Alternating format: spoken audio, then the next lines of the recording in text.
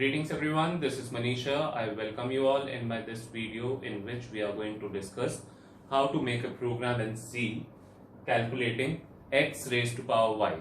We are going to make this program in two ways. One by using loops and other one by using POW function, that is power predefined function, right, which is there in math.h.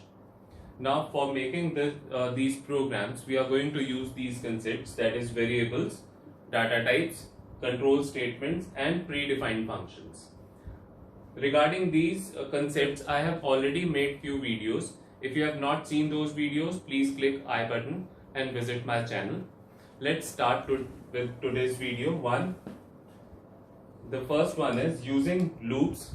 The logic that we are going to apply is, first of all, what is x raised to power y? X raised to power y means multiply x y times, right? For example, if x is 2 and y is 3, that means you need to multiply 2 3 times. Now how to create this logic? One, we need to input x and y, right? Then we need two more variables, one to run the loop and other one to calculate our answer. Now both the both the variables I have initialized by 1, right? Now loop will be run. One is while I is less or equal to y. That means how many times you need to multiply your number, how many times you need to multiply x value, those many times loop will run, right? So I is less or equal to y, repeat what? S is equal to s multiplied by x, right? S, the value of s is 1, initialized by 1, right? And we are multiplying x itself. Now suppose x is 2, right? So 1 multiplied by 2, s will hold 2 and i's value will be incremented. Initially I was holding 1, so 1 plus 1, now I will hold 2, right? It will come back, 2 is less than 3. We are taking this example where y value is 3, so 2 is less than equal to 3. Loop will run again. Now in first run of this loop, s was holding 2, right? So 2 multiplied by 2, 4, s will hold 4 and I will be incremented again. So I will be 3 less than equal to 3. Again loop will run. Now this time s is holding 4 and x is holding 2. So 4 multiplied by 2, 8, s will hold 8 and I will hold 4 now. Now when it comes back to check the condition here, the condition will be 4 is less or equal to 3. The loop terminates and s will hold 8 at that time. So print s value, that is going to be 2 raised to power 3, 8. This is how this logic is going to work, right? To create this logic, we are going to use these concepts in the program. One is variable. We need 4 integer type variables, y4, to input x and y, and s and I to calculate, to run the loop and to calculate x raised to power y. So 4 variables, right? 4 integer type variables will take. Data type we are going to take int, and %d is the conversion string for integer type of variables. Control statement, we are going to use loops. Here I have shown you how can we use while loop. We can use any loop. I will show you on the compiler how can we have all the kind of loop implemented for this, right? Now predefined functions we are going to use as clear screen, printf, scanf and getch, right? And the header files that will be used is stdio.h and conio.h. This is the first version of this program, that is using loops. Now how to use a POW function which is there in math.h, that I will show you on the compiler, right?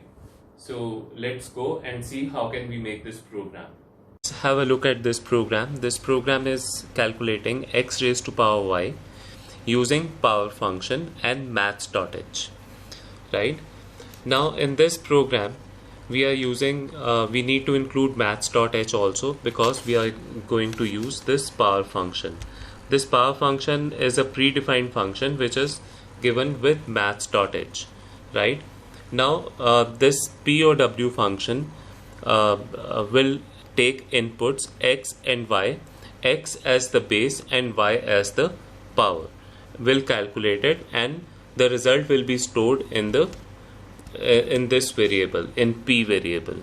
Right? Let's run this program and see the output. Suppose x value is 5. Sorry, system error. Let's run it once again. Suppose x value is 5 and y's value is 3, and we'll get answer 125. Right? This is easy. Now let's see how can we make this program with the help of loops. This is the program which is calculating x raised to power y using loops. Right?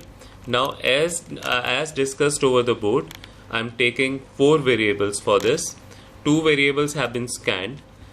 S will be used to calculate the result, and I will be used to run the loop. Now a loop will be run y times. That is why our condition is I is less or equal to y. So by the time i's value is less or equal to y, the loop will be run, and inside the loop we are using s is equal to s multiplied by x, and this statement says whatever s is holding, multiply that by x and assign it to s only. Right? And then I plus plus, and after the loop we are going to display the result. Let's see the output of this program also. Now suppose our entries are 5 and 3 only, and the result will be the same. Right? Let's see this program over the board once again, so that you can have more clarity of this concept. Let's understand the loop once again for more clarity. Right? In the program, what we have done is I is equal to 1, initialized i's value to 1, and then s is also equal to 1, initialized value. Then while I is less than equal to y, that means this loop should run by the time i's value is less or equal to y. Right? Now inside the loop, s is equal to x multiplied by x, and I is equal to I plus 1 to increase the value. Right? Now let's understand this loop, how it is running. Suppose x value is 2 and y's value is 3. Right? Now I have made this table. In this column you can see i's value, then s value, then I is less than or equal to y. This condition we will check. Right? Then s is equal to s multiplied by x. This statement, what effect this statement will have, and then I is equal to I plus 1. These columns. Right? Now initialized value for I is 1 and s is also 1. Right? Now at the first run, I is holding 1, s is also holding 1. So condition that we are checking here will be 1 is less than equal to 3, as y's value is 3. Right? Now this condition will come true. Inside the loop, s is equal to, now s was holding 1 initially, so 1 multiplied by 2. Now at this statement, s will hold 2 now. Right? And I will hold 2. Now the new values for s and I will be 2. Right? In the second run, I is holding 2, s is holding 2, condition will be 2 is less than equal to 3, which will again be true. Again the loop will be executing. Inside the loop, s is equal to 2 multiplied by 2, as x value have not got changed, so it is going to be 2, right? But s value have got changed in previous run, so initialized value was 1. Now because of this statement which was executed in previous run, s is holding 2, so that is why 2 multiplied by 2, right? Now s will hold 4, okay, and i's value will be incremented by 1, so I will hold 3 now. Again in the third run, I is holding 3, s is holding 4, condition will be checked, that is 3 is less than equal to 3, which will again come true, right?